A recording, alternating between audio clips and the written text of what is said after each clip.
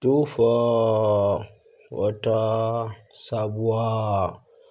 yanzu shahararren jarumi a masana'antar Kannywood Umar Bana ya cire tsoro inda ya fito ya kaca-kaca da Sadiq Sani Sadiq akan wasu kalamai da ya fito ya bayyana a cikin gwamnatin Bola Ahmed Tinubu. Shi dai Sadiq Sani Sadiq lallai cikin wannan sati an ga ya fito ya yi wasu maganganu wanda da dama mutane suke zargi cewar lallai ya taɓa mutuncin shugaban ƙasar Najeriya Bola Ahmed Tinubu, inda wasu da dama suka ɗauki wa'innan kalamai da ya yi lallai ba abu ne daidai ba, wanda kuma cikin masu irin wannan ra'ayi hada shahararren jarumi a masana'antar Kannywood Umar Bana, inda ya fito ƙuru-ƙuru ya ce lallai duk wannan abin da Sadiq Sani Sadiq yake faɗa ba gaskiya ne ba, ƙarya ne, inda ya ce lallai wannan gwamnati ya yarda akwai kurakurai a cikinta, amma duk wani kuskure da ake ganin an aikata shi a cikin wannan gwamnatin na Bola Ahmed Tinubu to lallai bai fi na gwamnatin da ta gabata ba na tsohon shugaban ƙasar Najeriya Muhammadu Buhari, inda Umar Bana ya ce a wancan lokaci da yake shi Sadiq Sani Sadiq lallai ana damawa da shi a cikin wannan gwamnati ya ƙi fitowa ya yi magana ko kuma ya gaya wa mutane gaskiya. Ita kanta wannan gwamnatin ya ce lallai shi Sadiq Sani Sadiq ya daga cikin mutanen da suka kafa ta, to amma yanzu saboda gwamnatin ta mishi tawaye bai samun na kashewa a cikinta shine ya fito yana tona asiri, inda Umar Bana ya ce lallai wannan kalamai da ya fito akan shugaban ƙasar Najeriya kalaman sun riga sun yi tsauri. Yanzu idan wasu suka ga dama a cikin gwamnatin Bola Ahmed Tinubu za su iya cewa lallai wannan kalamai ya musu zafi, wanda za su isa jami'an DSS su kama wannan bawan Allah. Ya ce kuma yanzu in an zo an kama shi a ƙarshe su Nuhu su fito su dinga cewa lallai wannan nasu ne a sake su tunda suna cikin wannan gwamnati dumu-dumu. Shi dai ko da wani lokaci ita wannan ƙasar tamu Najeriya da dama son zuciya lallai shine ya kwari mutanenmu, kuma duk wani hali da kaga mun shiga to lallai son zuciyarmu ne ya ja mana da wanda muke ciki da kuma wanda ake sa ran za a shiga gaba. Domin ita wannan ƙasa kullum fa idan kun lura mutanen cikinta ba wai suna gyaruwa ne ba, a'a kullum ana ƙara samun kurakurai ne da dama, wanda za ka ga duk wani mai mulki da yake a halin yanzu in ya zo ana ganin cewar ya matsa, kuma za ka ga talakawa suna ta Allah Allah ya sauka a wannan mulki, domin ana gani kamar in ya sauka a wannan mulki shine zai sa mu samu sauƙin rayuwa, wanda kuma abin kwata-kwata ba haka yake ba, wanda wani lokaci ma sai mutum ya sauka daga wannan mulki sai mu dawo muna da na sani ai kwanda shi da wanda ya hau yanzu. Kuma wannan abin ta faru ku duba ku ga irin tsananin da muka shiga a cikin mulkin tsohon shugaban ƙasar Najeriya Muhammadu Buhari, wanda mu muna gani kamar lallai ma tun daga kan wannan azaba da aka sha da cikin mulkin Buhari ana ganin har abada ma ba za a samu wani shugaba ba wanda zai zo ya mu sha wahala a hannunsa kamar irin da mulkin Buhari. To sai gashi daga saukan Buhari an samu wani shugaba wanda talakawa su a wurin suke ganin cewar wahalar da suke sha a halin yanzu ya fi na cikin mulkin Buhari. Mutanenmu da dama lallai suna ganin haka, sai dai wannan zargi ne tunda dai har yanzu ba a riga aka tabbatar ba, wasu kuma suna ganin a'a ba zargi ne ba, abin nan ma dai ya riga ya tabbata. To sai dai zaka ga ko da gwamnati tana yin ba daidai ba wanda ya kamata su fito su gaya mata gaskiya, za ka ga ba su ne za su fito su faɗa ba, sai wanda za ka ga wani lokaci ma babu ruwan shi a cikin wannan harkoki, za ka ga shi ne zai fito ya dinga kumfar baki yana faɗan gaskiya, wanda kuma da dama idan mutum ya zo ya faɗi gaskiya irin wannan kamar yadda wannan jarumi na masana'antar Kano ya fito ya faɗa, to sai ka ga reshe ya juye da mujiya, wanda wani lokaci kaga an kama shi an ci mutuncinsa. Duk kuma irin haka tana faruwa kamar yadda wannan bawan Allah ya faɗa Umar Bana, lallai in son samu ne wannan mutum ya maza ya janye kalamansa kafin lallai a kama shi, tunda ni na tabbatar da matukar wahala wannan faifan bidiyon ya tafi a banza, tunda mu mun gani a baya wanda suka zo suka yi kalamai akan gwamnati wanda kwata-kwata kalaman ma ba su kai wannan zafi ba, amma a ƙarshe jami'an DSS sun kama su, wanda wasu har yanzu suna riƙe,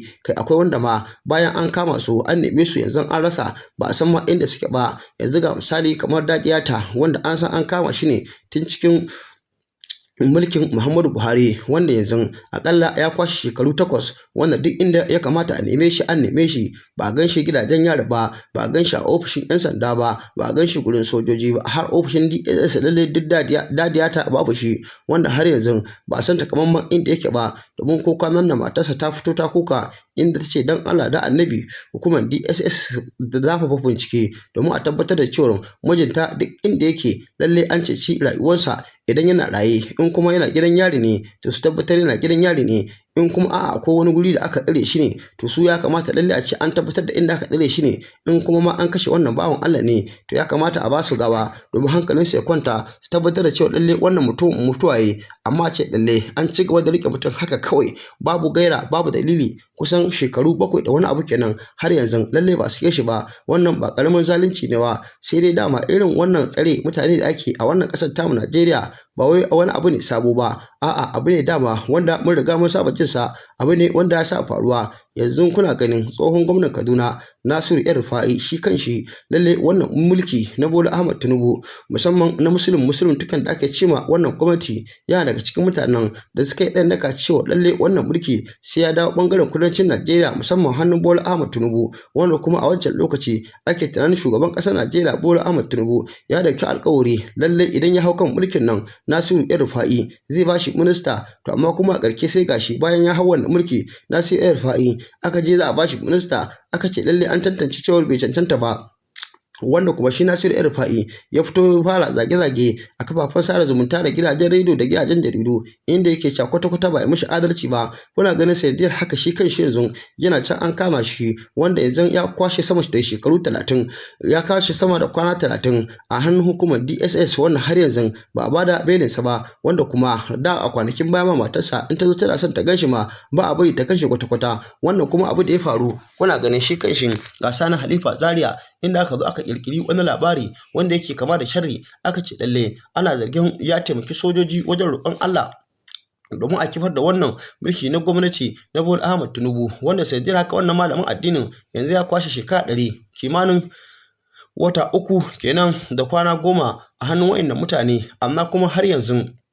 lalle shi ma yana nan tsare, wanda kuma ba a sake shi ba, wanda kuma haka lalle ba karamin tawaye haƙƙin ɗan adam bane ba. Sai dai ma kwanan nan da aka ji yanzu mutane sun fito suna haɗa jijjijin cewa lalle wancan malamin addini Allah ya masa rasuwa, to amma kuma duk da haka sai yanzu hukumar DSS ba su fito suka ce komai ba, sannan kuma ba su saki faifan bidiyon sa ba, duk da a kwanakin baya kotu ta buƙaci wannan malamin addini a gurfanar da shi a gaban kotu domin laifin da ake tuhumarsa da shi in an kama shi da yawan laifi a yanke mishi hukunci daidai abin da ake tunanin ya aikata. Amma kuma jami'an hukumar DSS suka yin haka inda suke watsi da wannan magana, ko ba su ɗaya ba su biyu ba. Wannan hukumomi na DSS dama sun sha kama mutum suna zargin sa amma kuma su rufe sa kwata-kwata su kimi kashi kotu, wannan wani lokaci ma a wurin DSS din sai ga a ƙarshe wahala ta kashe mutum, tunda idan ka shiga hannun DSS bai da bambanci hannun yan bindiga. Na farko hannun DSS za ga ba a wanka a gurin, sannan ba a wanki duk wata wahala a wannan guri, haka za a dinga gana mashi, haka kuma za a barka ko kwana da yunwa kawai da yunwa akan cewa lalle dole laifin da baka yi ba sai ka amsa wannan laifi. To wannan azabtarwa da ake mutane ta daga cikin abin da yasa kake ganin mutane da dama wasu ma suna iya mutuwa ce kwanan su ma bai kare ba saboda wahalar da take sa ne lalle take sa suke mutuwa. Sannan kuma duk wanda ya fito ya ce yanzu yana kokarin ya faɗi gaskiya akan cewa abin kaza da aka yi wannan ba abun ba daidai ne ba, to sai kaga mutanen mu kuma sai kaga ba ta wannan suke ba, tunda ko su yanzu irin wayannan yan gwagwarmaya da ake samu sukan fito irin Sadiq su fito su ga gwamnati gaskiya. Muna ganin irin kalubalantar da suke samu ko da wani lokaci take yanke wani ma a zo a kama shi, in bacin DSS sun kama shi in ya ci sa a ce janye kalamansa, wani kuma ma idan an kama shi za a ga har abada za a neme shi ba za a ƙara ganin sa ba dan kawai ya fito ya faɗi gaskiya. A ƙarshe sai ga an sarautar da rayuwarsa. To shi yasa yanzu duk talaka da yake so lalle wani lokaci kwana lafiya ya tashi lafiya, to shine yake fitowa yana tsagin gwamnati don ba abin da ya shafe shi ne ba. In kaga zaka iya zaɓe lokacin zaɓe yayi kawai ka fito kai zaɓen ka, in ka ga baka iyawa lallai babu wanda ya saka dole, amma ka fito ka ce zaka dinga suka gwamnati da sunan wani dalili naka na banza, to lallai wannan ba karamin wahala zaka sha ba. Kamar yadda Umar Bana ya fito ya bada shawara, to lallai mu muna ganin lallai maganar Umar Bana yar ce magana ta gaskiya. Sadiq lallai ya kokari ya janye wancan kalamai, in ko ba haka ba to lallai fa duk abin da ya biyo baya to lallai shi ya sa wa kansa, tunda kowa san abin da ke faruwa. Wannan ma ba fitacce irinsa ba ya fito ya magana wanda bata taka kara ta karya ba, an kama shi an tsire shi, wanda kuma haka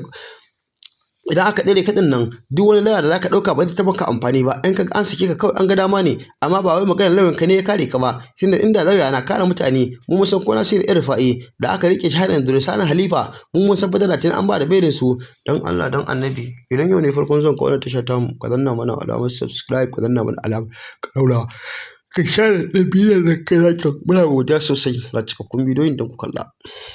Yadda ake kashe al'ummar arewa gashi Bauchi ta dauka, sauran jihohin arewa da ake zaman lafiya duka ya dauka. Wannan azzalumar gwamnati ta Tinubu ba sa kaunar mu, ba sa kaunar al'ummar arewa. Saboda haka kada mu yi kuskuren sake zaben wannan azzalumar gwamnatin ta Tinubu. Idan kunne ya ji idan muka sake kuskuren sake zaben wannan azzalumar gwamnatin to sai abin da muka gani kama daga tax da kuma kashe-kashe shin da me arewa take gadara da noma. Yanzu haka ba mu isa mu je cikin gonakinmu mu yi noma ba.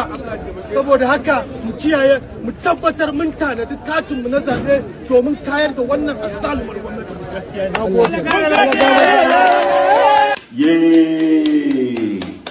Ye ni ma na tafa ma kamar yadda al'ummar da suke gurin suka tafa ma, amma sai dai matsala ce kwaya ɗaya. Na so a ce wani jarumi ne ba kai ba,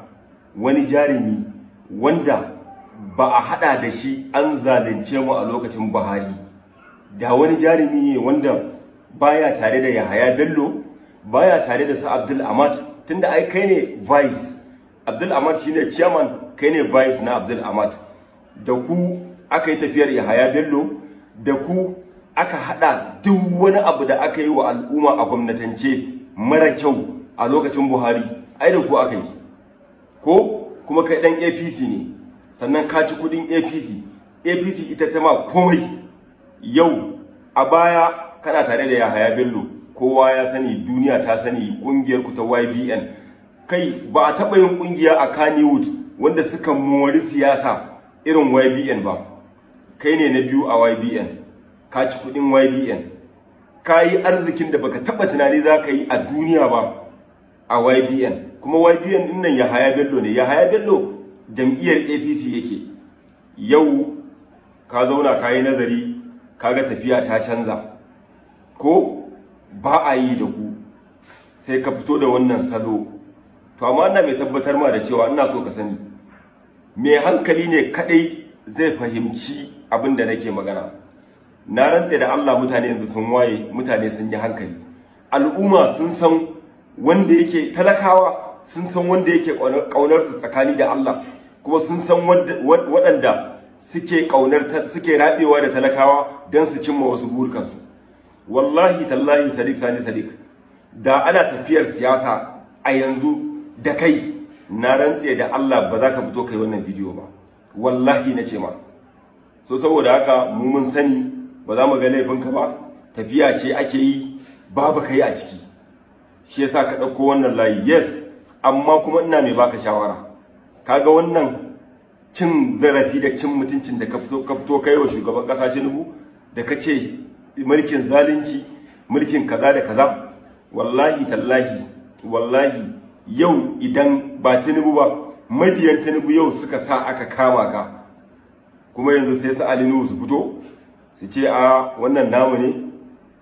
a sake shi, ko a fara roƙon mutane ana bin manyan 'yan siyasa. Wannan abin da kai, wannan kalamai, wannan zage-zage da kai ta fuskar addini ba daidai ba ne.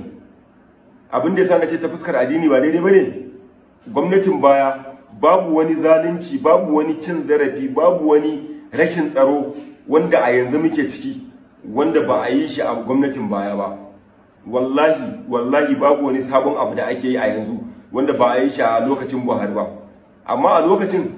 tunda kuna tsakiyar cin kuɗi, ba za ka iya fitowa ka ce ba daidai bane ba, sai yanzu ne da ake yi babu ku shine kake iya fitowa. Fine,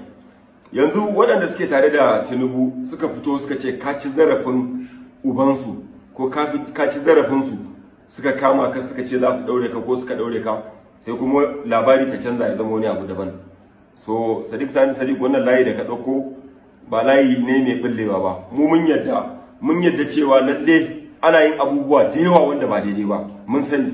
to amma babu wani abu da ake yi a yanzu wanda ba a yin shi a lokacin Buhari, a lokacin da kuke tsakiyar cin kuɗin ku. Ai kallon ku muke yi a lokacin, ko shinkafa kuke rabawa ga ofis ɗinku ga ofis ɗinmu, muna tsaye a gurin su Husainin da ko ai kallon ku muke yi,